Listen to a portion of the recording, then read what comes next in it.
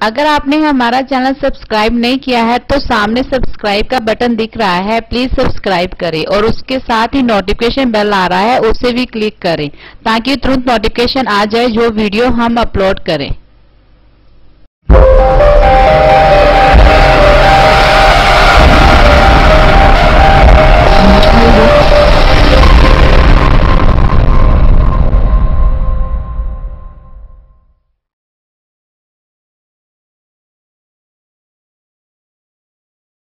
भारतीय संविधान के निर्माता, नारी जाति के मुक्तिदाता, युग पलटाऊ नेता, विश्व रत्न बाबा साहब डॉक्टर भीमराव अंबेडकर साहब जी दे अज आप सारे 127वें जन्म दिवस नूं मना रही है। समूह संगतां नूं सब तो पहला मैं उन्होंने इस जन्मदिन के मौके ते तुहानूं मुबारकबाद पेश करदा है और अज दे इस प्रधानगी मंडल विच विराजमान सारियां शख्सियतां दा पंडाल दे विच सारे सत्कारयोग साथियों, सब तो पहला सारे साथियों को जय भीम, जय भारत। अज आप बाबा साहब डॉक्टर अंबेडकर साहब का जन्मदिन क्यों मना रहे हैं?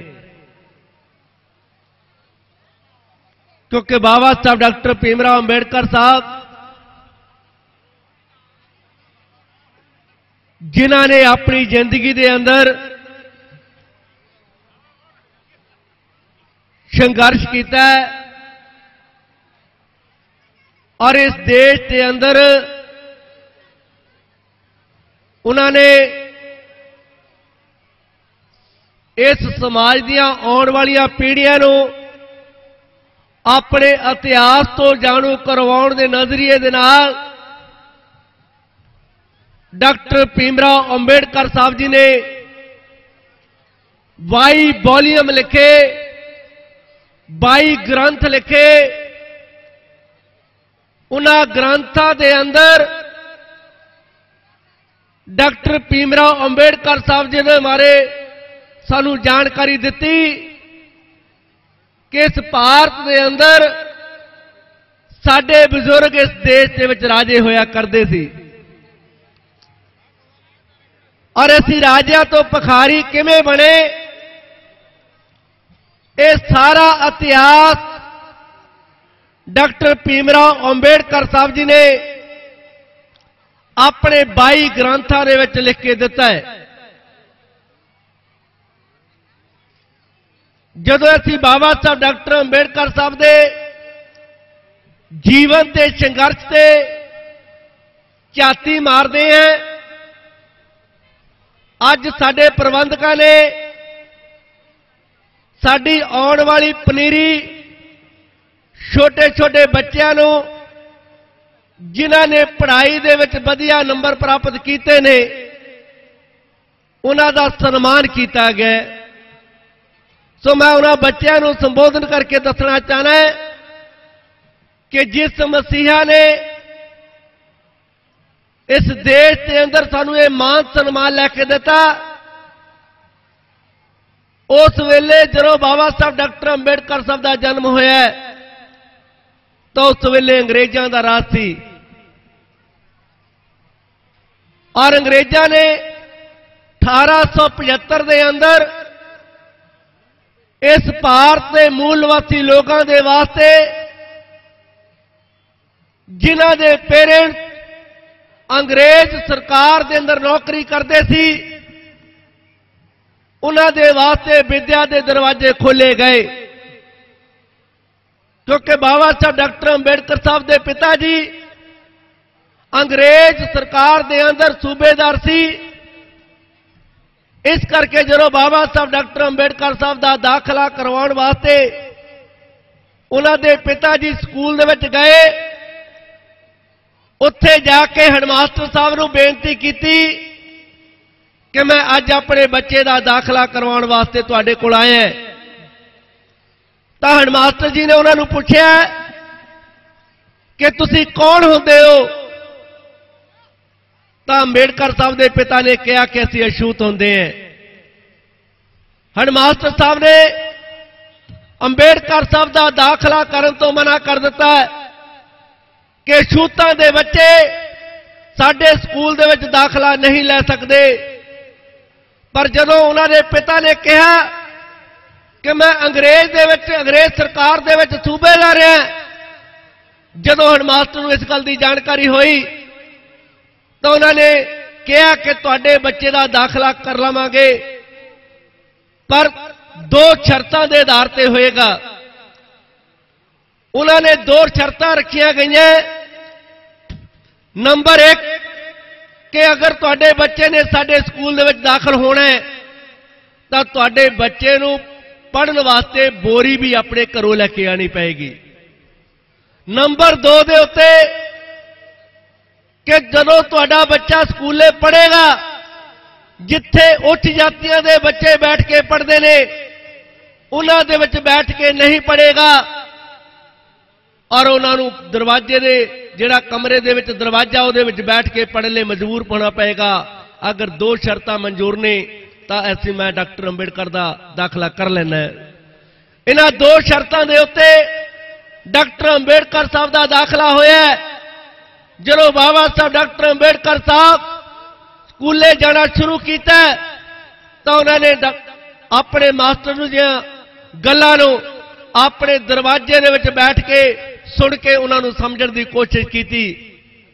और बाबा साहब डॉक्टर अंबेडकर साहब उस स्कूल दे अंदर जदों उन्होंने प्यास लगती सी तो जदों वो अपने नाल दे साथी बच्चों नूं कहा करते सी कि मैनू प्यास लगी है, मैनू पानी पिला दिओ, पर उच्च जातियां दे बच्चे इस करके डॉक्टर अंबेडकर साहब नूं पानी नहीं सी पिलाउंदे क्योंकि उन्हां दे मुताबिक डॉक्टर अंबेडकर साहब अछूतां दा बच्चा सी।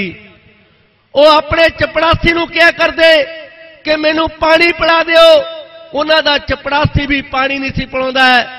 अगर साथियों वो चपड़ासी जिहड़ा कि एक बार हमेशा बाबा साहब डॉक्टर अंबेडकर नूं पानी पिलाउंदा सी, अगर वो चपड़ासी 5 दिन छुट्टी ते रहिंदा सी तो डॉक्टर अंबेडकर साहब नूं 5 दिन प्यासा रहना पैंदा सी। एक दिन जाके बाबा साहब डॉक्टर अंबेडकर साहब अपनी माता की गोदी 'च बैठ के रो रहे सी, अपनी मां नूं दस रहे सी कि मां जदों मैं स्कूले पढ़दा मैनू प्यास लगती है, मैं अपने साथी बच्चों नूं कहना कि मैनू पानी पिला दिओ, वो कोई मैनू पानी नहीं पिलाउंदा है। मैं अपने चपड़ासी नूं कहना कि मैनू पानी पिला दिओ, वो मैनू पानी नहीं पिलाउंदे, मैनू नहीं पता क्या कारण है। वो मां उहदा दिल डुल गया जदों उन्हां दे हथरू डॉक्टर अंबेडकर दे चेहरे ते डिगे।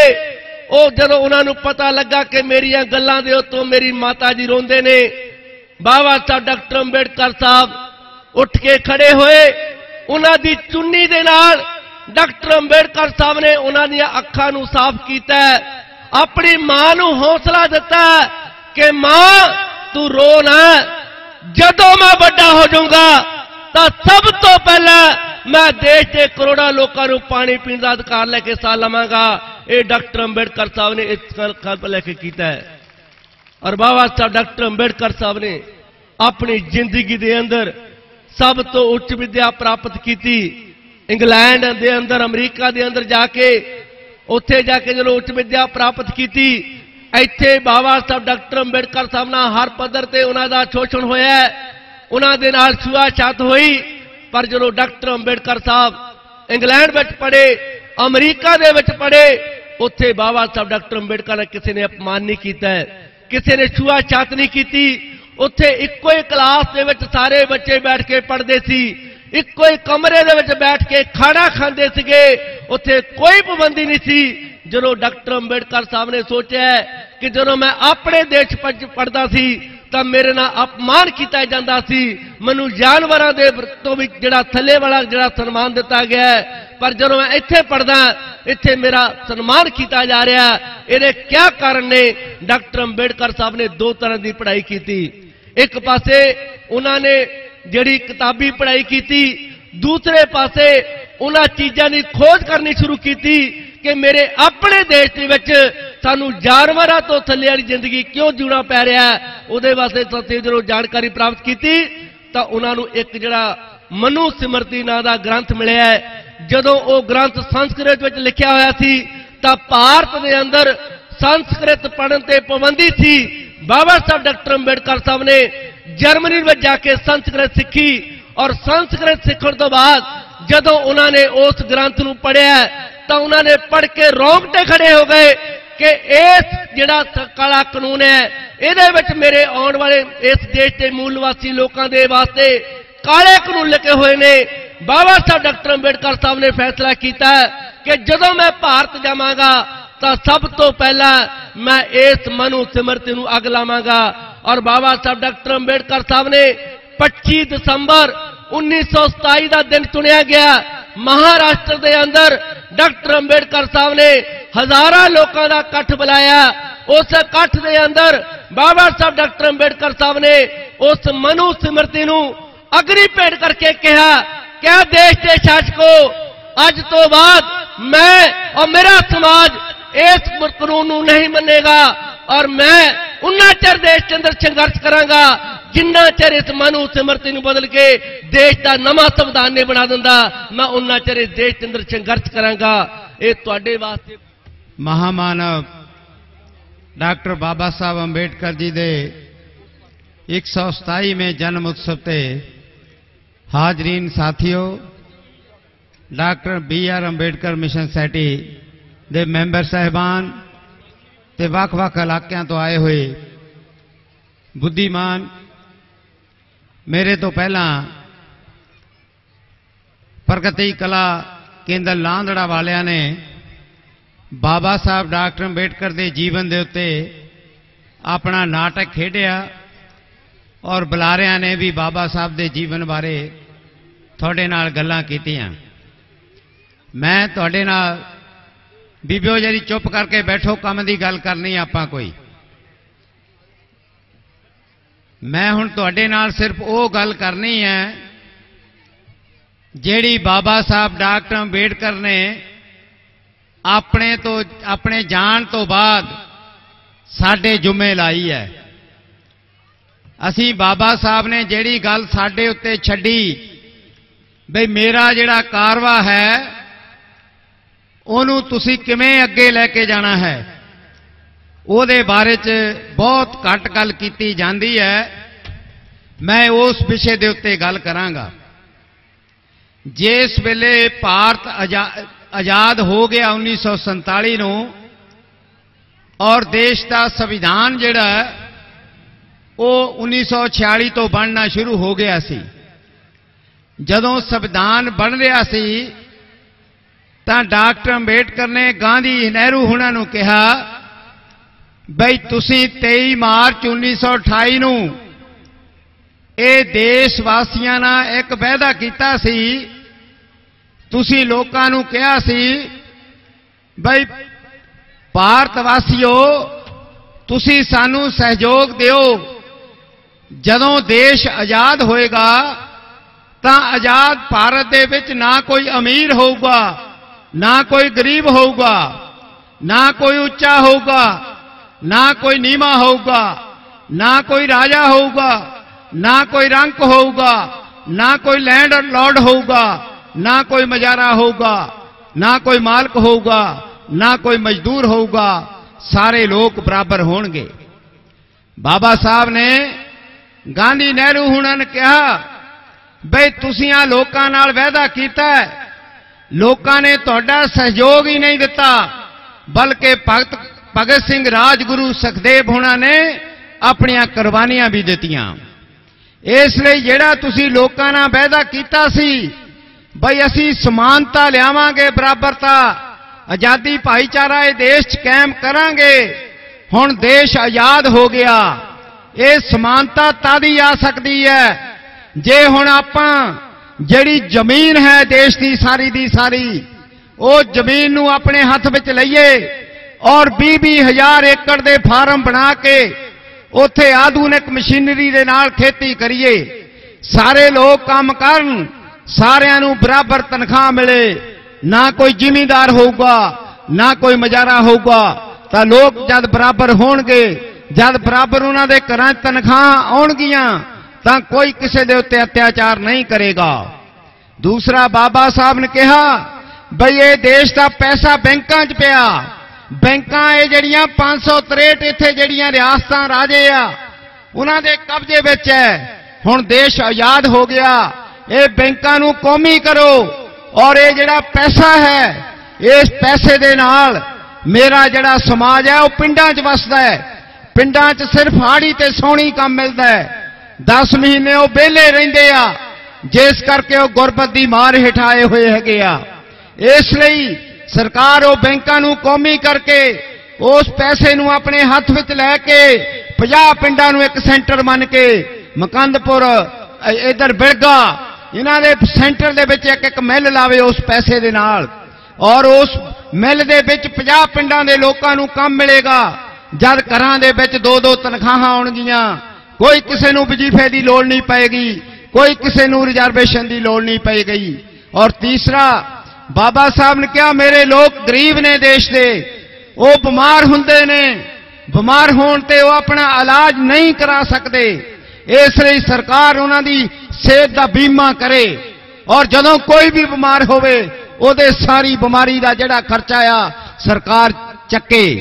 ਜਦੋਂ ਬਾਬਾ ਸਾਹਿਬ ਨੇ ਇਹ ਗੱਲਾਂ ਲਿਆਂਦੀਆਂ ਤਾਂ ਗਾਂਧੀ ਜੀ ਕਹਿਣ ਲੱਗੇ ਜਿਹੜੀ ਰੂਸ ਦੇ ਵਿੱਚ ਲੱਖਾਂ ਬੰਦੇ ਕੁਰਬਾਨ ਕਰਕੇ ਕ੍ਰਾਂਤੀ ਆਈ ਹੈਗੀ ਹੈ, ਡਾਕਟਰ ਅੰਬੇਡਕਰ ਤੂੰ ਕਲਮ ਦੇ ਨਾਲ ਕ੍ਰਾਂਤੀ ਕਰਨੀ ਚਾਹੁੰਦਾ ਤੇ ਇਸ ਲਈ ਅਸੀਂ ਇਹ ਨਹੀਂ ਕਰ ਸਕਦੇ ਕਿਉਂਕਿ ਜ਼ਮੀਨ ਜ਼ਿਮੀਂਦਾਰਾਂ ਨੇ ਛੱਡਣੀ ਨਹੀਂ, ਇੰਡਸਟਰੀ ਮਿੱਲਾਂ ਧਨਾਡਾਂ ਨੇ ਛੱਡਣੀਆਂ ਨਹੀਂ ਤੇ ਸਾਡੇ ਕੋਲ ਪੈਸੇ ਨਹੀਂ ਜਿਹਦੇ ਨਾਲ ਇਹਨਾਂ ਲੋਕਾਂ ਦੀ ਜਿਹੜੇ ਇਲਾਜ ਦਾ ਬੀਮਾ ਕਰ ਸਕੀਏ।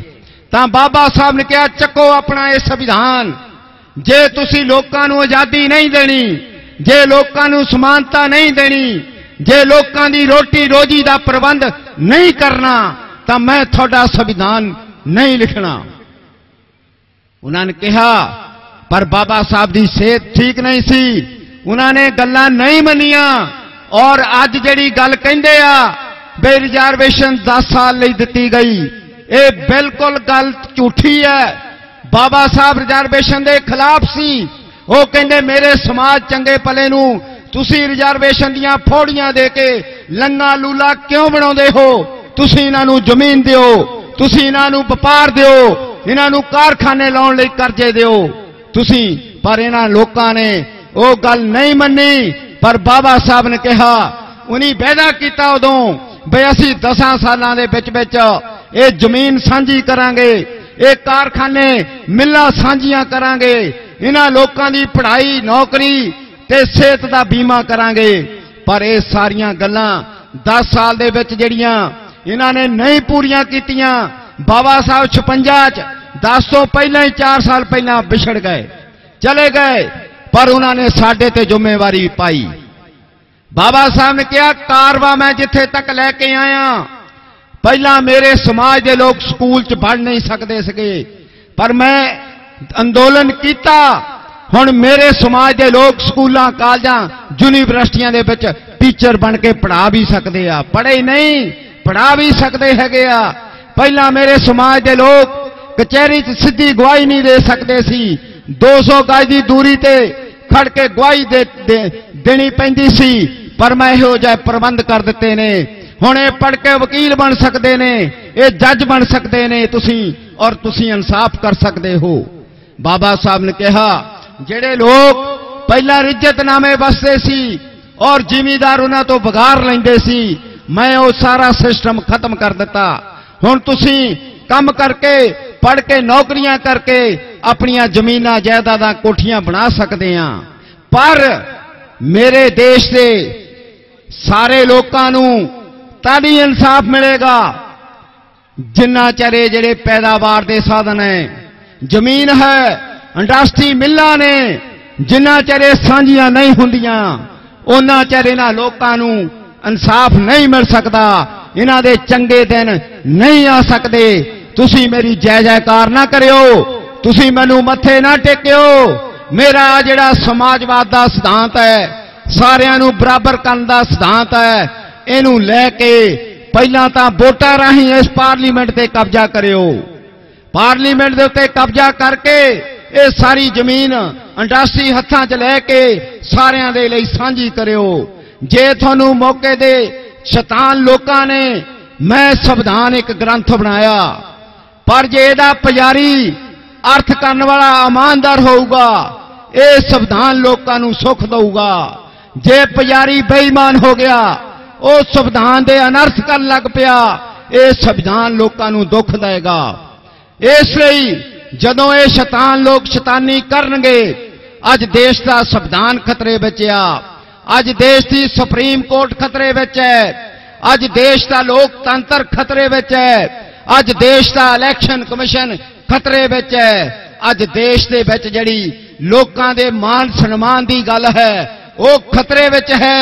लोकां नू नंगे कर करके कुटिया जा रहा, भैणां नाल समूहक बलात्कार हो रहे आ। सानू हुण गल भाषण तक नहीं सीमित करनी चाहिए।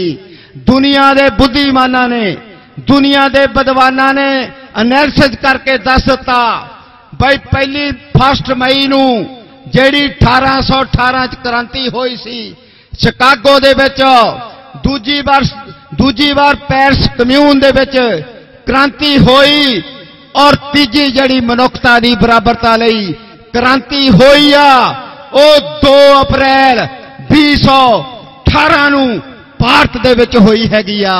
ये 2 दा जिहड़ा भारत बंद है, ये दुनिया दीयां जिहड़ियां वड्डियां क्रांतियां ने उन्हां दे विच शामिल हो चुका।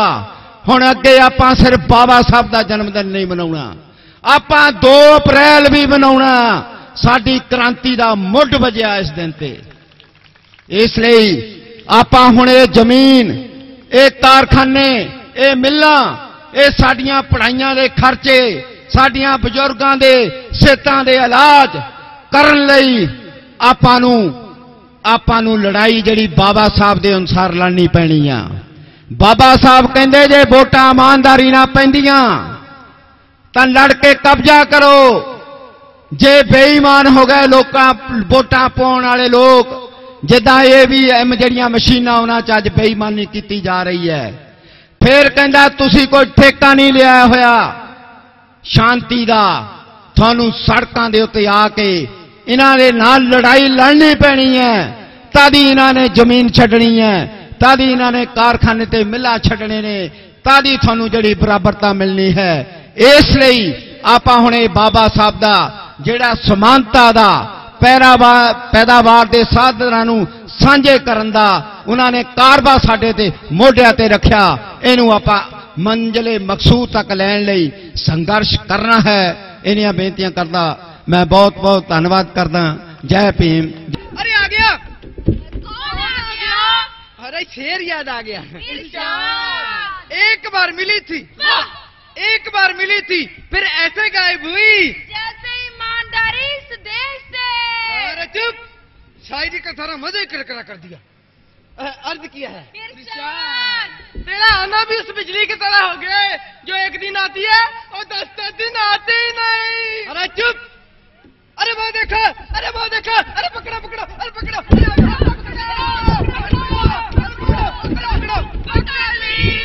अरे क्या पकड़ ली? महंगाई। अरे ये मेरी टांग है। अरे तभी तो मैं कहूँ कि महंगाई कितने बाल कहाँ से आ गए। मैं पागल नहीं हूँ, मैं पागल नहीं हूँ। तुम्हें क्या लगता है ये पागल खाना है और हम सब पागल हैं? वो डॉक्टर पागल है। Shut up. शट अप बोलता है, अंग्रेजी बोलता है। अरे भाई कितना पढ़े हो? मैंने 3 MA की है, 3 MA। वाह, अरे पागल होने में इतनी देर। मैं पागल नहीं हूँ, मुझे नौकरी चाहिए। तो किसने कहा था इतना पढ़ने को?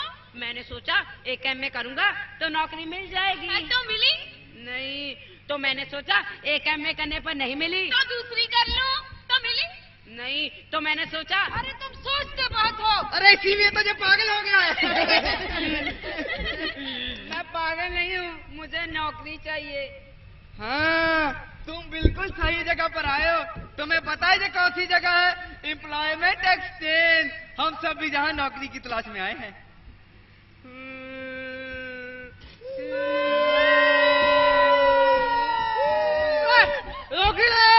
मुझे भूख लगी है। तो ये बात तुम हंसकर भी तो बोल सकते हो ना। मेरा हंसने का मन तो नहीं है, अगर आप लोग कहते हो तो थोड़ा सा हंस लेता हूँ।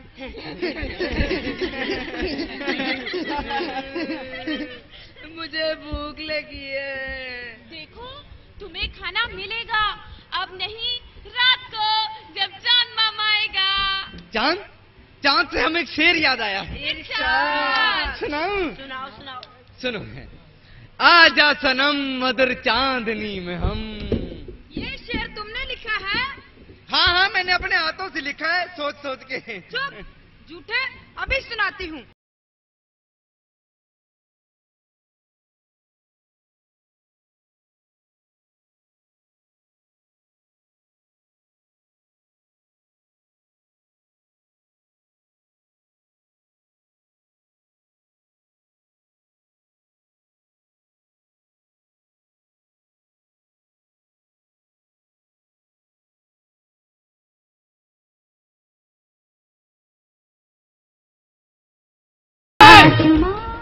बंद करो जय बकवास।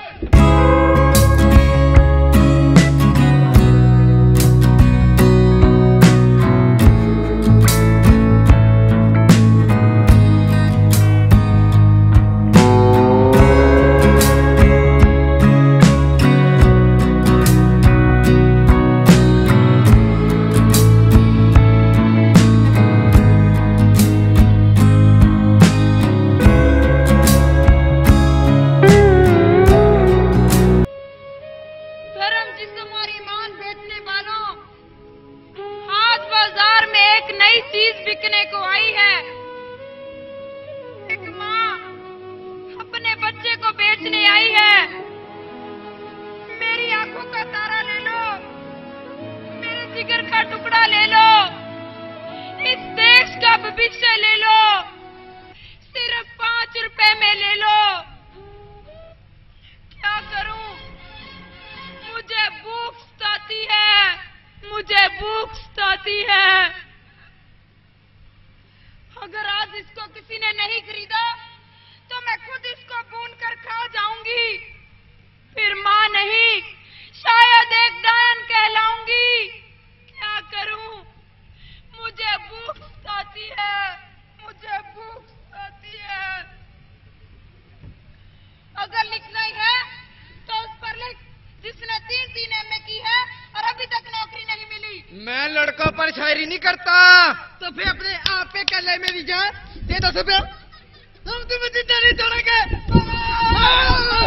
अरे शांति शांति शांति शांति शांति शांति, हम उसे जिंदा नहीं छोड़ेंगे।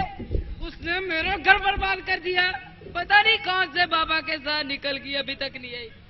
पर बाबा तो जेल में है ना। अरे दुनिया में सिर्फ एक ही बाबा है। पता नहीं कितने बाबा मेरी शांति को लेकर भाग गए। मेरी शांति। Hello hello hello hello hello. अरे भाई सेटल हो जाओ, तुम्हें अलग से कहना पड़ेगा, बैठ जाओ। मैं थोड़ा शांति को लेकर इमोशनल हो गया। हम आज के हमारे नए मेहमान को हमारा नमस्ते करते हैं। नमस्ते नमस्ते। होगी होगी, नमस्ते, बैठ जाओ। हम आपसे निवेदन करते हैं कि जहाँ की सूखी सूखी खाकर गुजारा करें। क्या करें, गरीबी है, जाते जाते जाएगी, समाजवाद है, आते आते आएगा। फिर भी हम आपसे वादा करते हैं कि हम भूखों का मकान, नंगों को रोटी और बेघरों का कपड़ा देंगे। पहले रोटी देना, कपड़ा बाद में देना। तो चलिए फिर आप मेरी जिंदाबाद के नारे लगाएंगे। बोलो मैं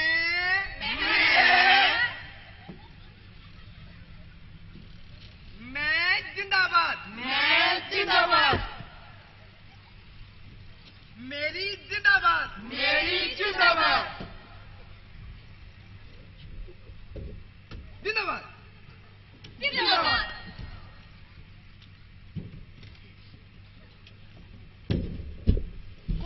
कुर्सी लगता है तो हमारे लिए छोड़ गया।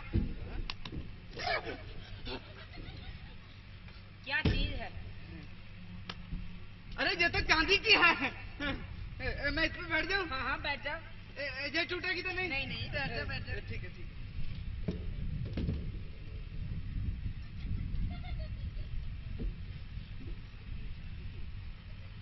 भाई वाह, जो नशा इस कुर्सी में है वो दुनिया की किसी चीज में नहीं है। तो चलिए अब हम यहाँ के महाराज हुए, अब हम जिस किसी का भी चाहे सर कटवा सकते हैं और जिस किसी का भी चाहे जुड़वा सकते हैं। महामंत्री जी महाराज। अरे यार पंखा चलाओ, गर्मी बड़ी हो गई है। महाराज बिजली तो आते नहीं, पक्का पाथियों से चलाया जाए। महाराज फराटा चलाया जाएगा। हाँ फराटा चलाओ। अरे जब पंखा चला रहे के बॉक्सिंग कर रहे हो। अरे महामंत्री जी महाराज। अरे तुम वो चलाओ दातियों वाला। जी महाराज। अरे वाह, एसी है। महामंत्री जी महाराज। नाचने वाली लोग। गुस्ताखी माँ महाराज, नाचने वालों की आज हड़ताल है। अरे क्यों? आपको तो पता ही है महाराज, घुंघरू महंगे हो गए। तो हमारे शाही खजाने से पैसे निकालकर घुंघरों का इंतजाम किया जाए। पर वो पैसा तो जनता का है महाराज। अरे चुप जनता, जनता को क्या मालूम कि पैसा कैसे खर्च किया जाता है। महामंत्री जी महाराज। हुक्म की तामील हो। जी महाराज। तुझे महाराज बुलाती। छोड़ दे पापी, मुझे नाच नहीं आती। तुझे नाच कैसे नहीं आती? जब महाराज बुलाती तो सबको नाच आती, वरना मेरी नौकरी जाती। महाराज नर्तकी आती। नर्तकी, आज हम बहुत उदास हैं, नाचो नर्तकी। क्षमा कर दीजिए महाराज, आज हमारी तबीयत ठीक नहीं है। तबीयत राजा महाराजाओं की देखी जाती है, तुम जैसी नर्तकियों की नहीं। नाचो नर्तकी। महाराज बाहर आपकी जनता भूख से मर रही है और आप यहाँ बैठकर नाच देख रहे हैं। अरे चुप, तुम जाकर अपना घर बार संभालो, जाओ। नाचो नर्तकी। नहीं महाराज। महामंत्री जी महाराज। नाचने के बाद इसकी जुबान काट दी जाए। महाराज पहले डांस तो देख ले। ठीक है बसंती, इन कुत्तों के सामने मत नाचना। अरे चुप है चंदू, मुझे अपना टैलेंट दिखाने दे। बैठ जाओ पापा, क्यों बेइज्जती करा रहे हो। नाचो नर्तकी। इन्हीं लोगों ने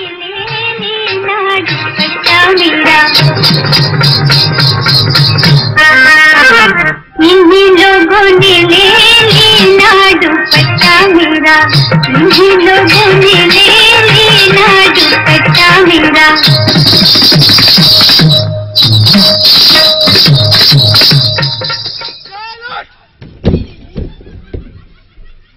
आपको लगी तो नहीं? अब जय कुर्सी हमारी हुई और हम जहाँ गए महाराज। नाचे नचकी, अब तुम्हारी जुबान नहीं काटी जाएगी। पुराने ऑर्डर कैंसल। नहीं सरकार, ये कुर्सी मेरी है, मेरी है, मेरी है, मेरी है, मेरी है यार। अरे चुप, पागलों के हाथ कुर्सी लग गई, अब तो खुदा ही बचाए।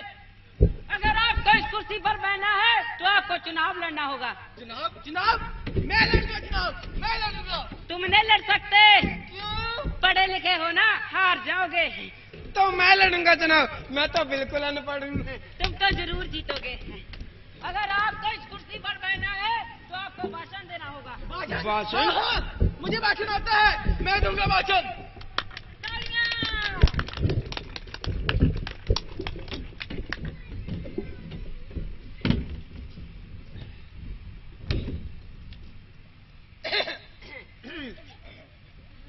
हाँ तो मेरे प्यारे भाइयों और भाइयों, जैसे कि आपको मालूम है मैं उस कुर्सी के लिए चुनाव लड़ रहा हूँ, तो आप अपना कीमती वोट धर्म के नाम पे मुझे दीजिए ताकि मैं आपके धर्म की रक्षा कर सकूं। अरे तुम क्या हमारे धर्म की रक्षा करोगे?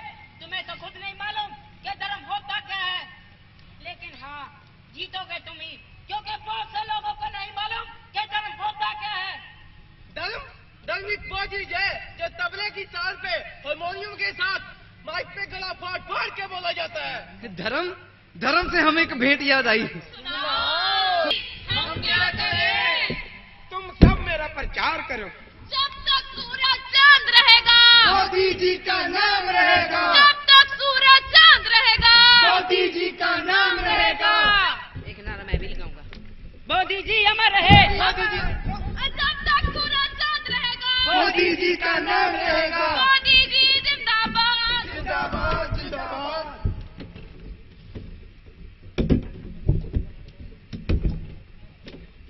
क्यों भी भ्रष्टाचार? मैडम की क्लास लगाएगा? नहीं यार, मैडम बोर करती है। हाँ यार, करती तो है। कोई आगे मैम। ओ मैडम आ गई।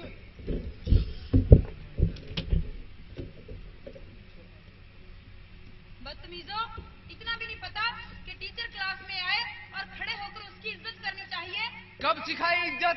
हमारे सिलेबस में कौन सी ऐसी बुक है जो हमें इज्जत करना सिखाती है? अरे ये तो सिर्फ यही सिखाते हैं कि 60% नंबर कैसे ले जाएं। बस बस चुप, हाजिरी बोलो। भ्रष्टाचार, हाजिर। अत्याचार, विनाशा सिंह, हैगा? बंदूक राय, डिस्काउंट। पिस्तौल चंद, ए तूने मैडम मार देनी है। बदमाश राय, हाजिर। भ्रष्टाचार, तूने बदमाश राय की हाजिरी बोली? बदमाश राय की हाजिरी। भ्रष्टाचार नहीं बोलेगा तो कौन बोलेगा? आपको नौकरी करनी है यहाँ। बैठ जा बैठ जा बैठ जा। अरे भाई तूने तो मैडम डरा दी। बैठ जा बैठ जा। महंगाई देवी बढ़ गई जी, गरीबी। मैडम जब महंगाई बढ़ेगी गरीबी तो अपने आप बढ़ जाएगी। तो आज हम साइंस की पढ़ाई करेंगे। साइंस। अरे मैडम जी, साइंस क्या होता है? अरे दुनिया चांद पर पहुंच गई और आप लोगों को ये नहीं पता कि साइंस क्या होता है? क्या चांद पर जाने के लिए साइंस पढ़ना जरूरी है? जी हाँ। आप कितने सालों से साइंस पढ़ा रहे हो? पिछले 30 सालों से। अरे वाह मैडम, फिर तो आपको चांद का गली मोहल्ला पता होगा, है नहीं? मैम बताइए बताइए। मैम, चंद्र ग्रहण कौन से मोहल्ले में लगता है? बताइए मैडम। मैडम मेरे कान में बता दो। चुप, बैठो जाकर। मैडम को क्या पता, मैडम तो आप रट्टे मार के पड़ी है। चुप। तो अब हम साहित्य की पढ़ाई करेंगे। मैडम ये साहित्य क्या होता है? हिंदू, मुस्लिम, सिख, ईसाई आपस में मारो पीटो, हम सब है भाई भाई। मतलब जान के क्या करोगे? 20 नंबर का क्वेश्चन है, एग्जाम में जरूर आएगा, रट्टा लगा लेना। पर पिछले टीचर तो मतलब समझाते थे। तो फिर क्या हुआ पिछले टीचर का? उन्हें निकाल दिया। क्यों? क्योंकि वो मतलब समझाते थे। तो आप लोगों को पता है इसका मतलब? क्या पता है? मुझे पता है। इसका मतलब है कि भगवान एक है,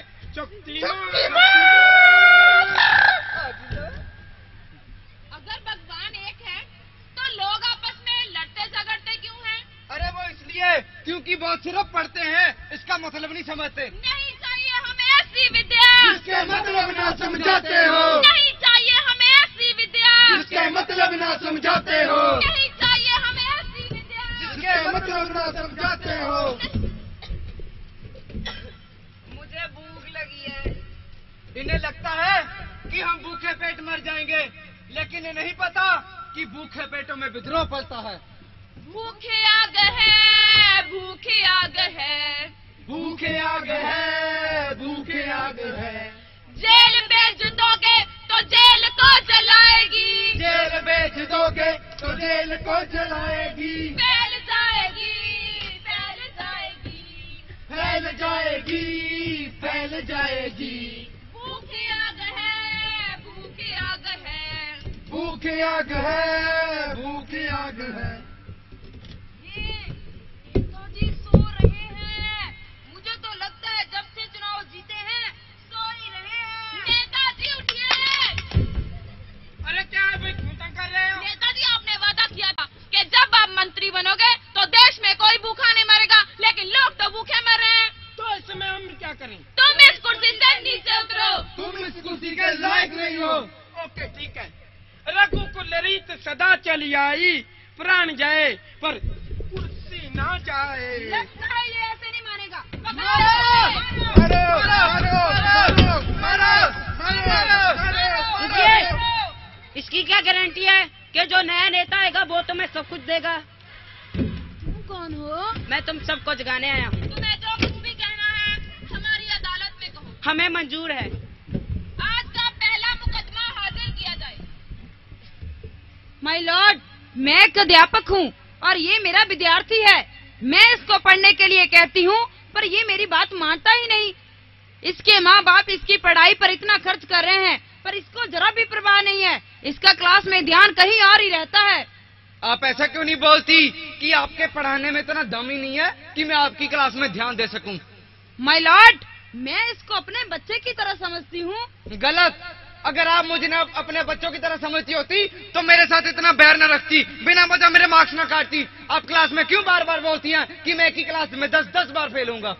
माय लॉर्ड, ये एग्जाम में किताब खोलकर नकल करता है। तो क्या हुआ, आप भी तो क्लास में किताब खोलकर पढ़ाते हो। आपके ऐसा नकल करने के बाद इन्होंने आपको क्लास में किताब खोलकर पढ़ाना बंद किया? नहीं, बिल्कुल नहीं। फिर ये तो आपकी समस्या का हल नहीं हुआ। तो फिर क्या है मेरी समस्या का हल? यदि तुम्हें अपनी समस्या का हल ही नहीं मालूम तो क्यों आग लगाते हो, क्यों दंगे करते हो? जाओ पहले अपनी समस्या का हल ढूंढो। तुम जा सकते हो। आज का दूसरा मुकदमा हाजिर किया जाए। कौन हो तुम? मंत्री हूँ। कितना पढ़े हो? अरे भाई कह तो दिया मंत्री हूँ। तो अनपढ़ हो।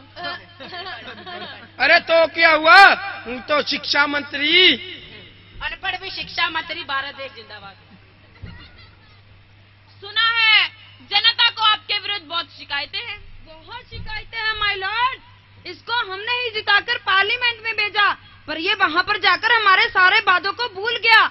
इसने हमसे वादा किया था कि ये देश से जातिवाद मिटाएगा और ये रक्षण की रक्षा करेगा, पर ये वहाँ पर जाकर उन लोगों के साथ मिल गया जो सदियों से हमारा शोषण कर रहे हैं।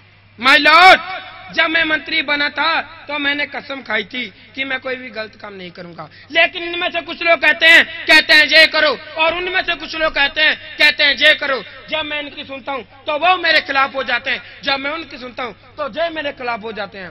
माय लॉर्ड, अब आप ही बताइए मैं क्या करूँ? मंत्री बनने से पहले आप क्या करते थे? ये स्टेशन पे चाय बेचता था। Order order order. मंत्री बनने के बाद आपके पास इतनी संपत्ति कहां से आई? माय लॉर्ड, इसकी खामोशी से साफ जाहिर होता है कि इसने लोगों को लूटा और अपनी प्रॉपर्टी बनाई।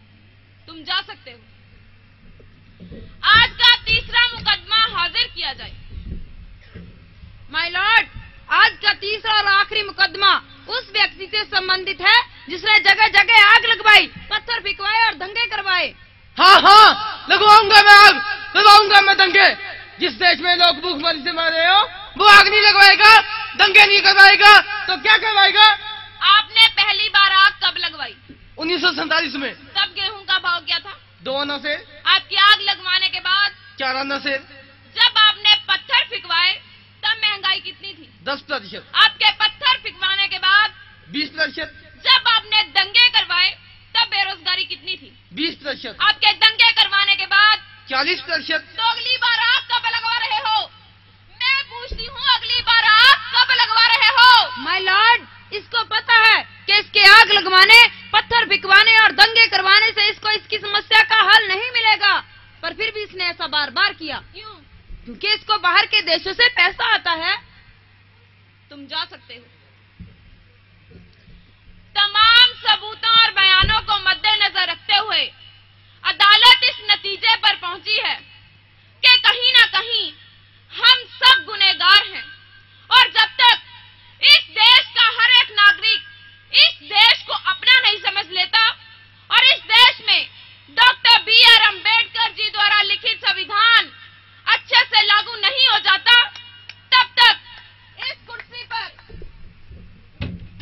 यह डंडा राज करेगा। इस कुर्सी पर यह डंडा नहीं, बाबा साहेब डॉक्टर B.R. अम्बेडकर का संविधान राज करेगा। संविधान राज करेगा, संविधान राज करेगा, संविधान राज करेगा, संविधान राज करेगा।